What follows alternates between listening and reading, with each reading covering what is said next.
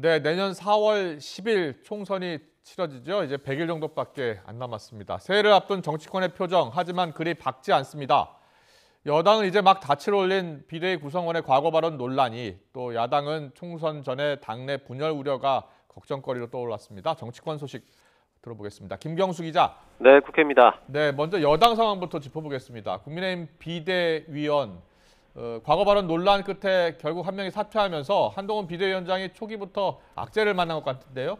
네, 노인 비하 발언 등으로 논란이 일었던 민경호 비대위원이 비대위 출발에 누를 끼치고 싶지 않다며 어젯밤 스스로 물러났습니다. 비대위원 공식 임명 하루 만인데 국민의힘은 파장 차단에 주력하는 모습입니다. 정광재 대변인은 논평을 통해 민 비대위원이 여러 차례 정중하게 사과하며 반성했고 비대위원 사퇴로 책임을 진 거라고 강조했습니다. 그러면서 사회적 비난 사안의 반성은커녕 꼬리 자르기에 급급한 민주당과는 분명히 다르다고 의미를 부여했습니다. 하지만 한동훈 위원장도 비대위원 인선 책임에서 자유로울 수 없는데 시작부터 삐걱거린 한동훈 비대위가 향후 돌파구를 어떻게 마련할지 관심입니다.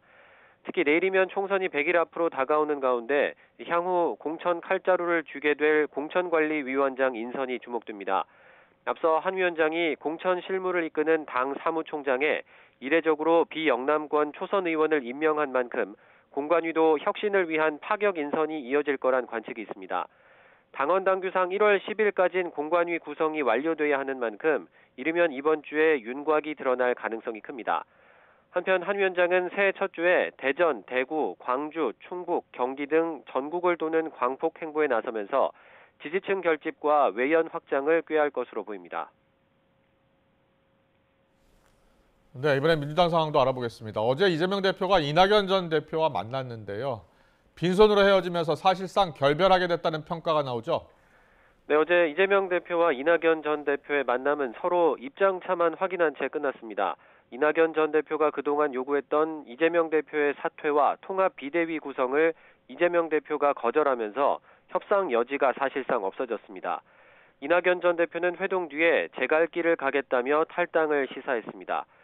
이 전 대표가 조만간 거취를 밝히겠다고 예고한 만큼 새해 첫 주가 민주당 내홍의 분수령이 될 전망입니다.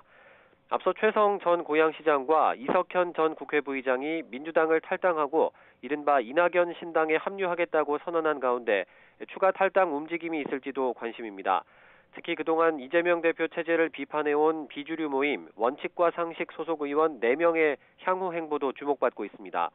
이들 역시 12월까지 통합 비대위 구성 요구 등이 받아들여지지 않으면 거취 결단을 하기로 했는데 새해 첫 주에 탈당 여부를 논의한 뒤 최종 입장을 발표할 전망입니다.